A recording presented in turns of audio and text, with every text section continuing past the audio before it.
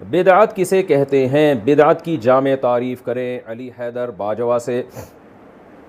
دیکھیے، بدعت کی جامع تعریف یہ ہے کہ ایسا کام جو ہمارے دین میں ثابت نہیں ہے اور اس کی نبی کے دور میں کوئی ضرورت بھی نہیں تھی، اس کام کو دین سمجھ کے کرنا۔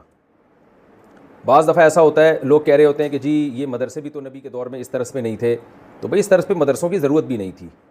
بعض لوگ کہہ رہے ہوتے ہیں تبلیغی جماعت بھی تو نبی کے دور میں نہیں تھی، تو تبلیغ تو تھی نا، تو تبلیغ کا کوئی مخصوص طریقہ شریعت نے متعین نہیں کیا، آپ جس طریقے سے چاہیں تبلیغ کریں، یوٹیوب کے ذریعے، فیس بک کے ذریعے اور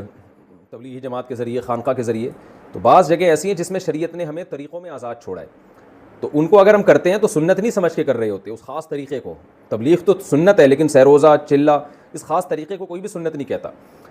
کیونکہ بدعتی لوگ جب بھی ان سے بات کی جائے نا، یہ اذان سے پہلے آپ یہ پڑھ رہے ہیں یہ بدعت ہے، تیجے کے بعد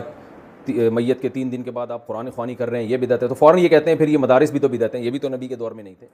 تو بھئی ان کو کوئی خاص طریقہ کو لوگ سنت نہیں سمجھتے، جبکہ میت پہ تو شریعت نے ہمیں بتایا ہے کیا کیا کرنا ہے، کیا کیا نہیں کرنا ہے۔ تبلیغ کا اسپیسیفک کوئی طریقہ شریعت نے متعین نہیں کیا، آپ کو آزاد چھوڑا ہے۔ علامہ ابن تیمیہ، آپ نے میرے خطابات میں دروس میں سنا کہ سب سے پہلی بدعت جو حضور علیہ السلام کی حیات طیبہ میں ہوئی، بدعت کا ظہور آقا علیہ السلام کی حیات طیبہ میں ہو گیا تھا، اور وہ سب سے پہلا مبتدع بدعتی اس کا نام تھا عبداللہ ذو الخویصرہ التمیمی،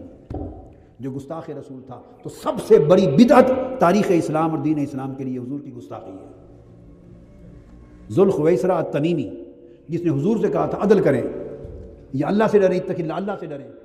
تو آقا علیہ السلام نے فرمایا اس کو دیکھ لیں، اس کی داڑھی بھی دیکھ لو، اس کا سر بھی دیکھ لو، اس کا چہرہ بھی دیکھ لو، اس کی تہبند بھی دیکھ لو، پورا کا پورا دین اور شریعت بنا ہوا ہے سر سے لے کے پاؤں تک، مگر ان من دئدئہ ھذا، اس کی نس پشت میں سے قوم نکلے گی، یخرجون من الدین کما یخرج السہم من الرمیہ، جیسے تیر شکار سے نکل جاتا ہے دین سے خارج ہو جائیں گے یہ لوگ۔ یہ معروف حدیث ہے ذو الخویصرہ تمیمی کی۔ اب میں مطالعہ کر رہا تھا، یہ تو میرا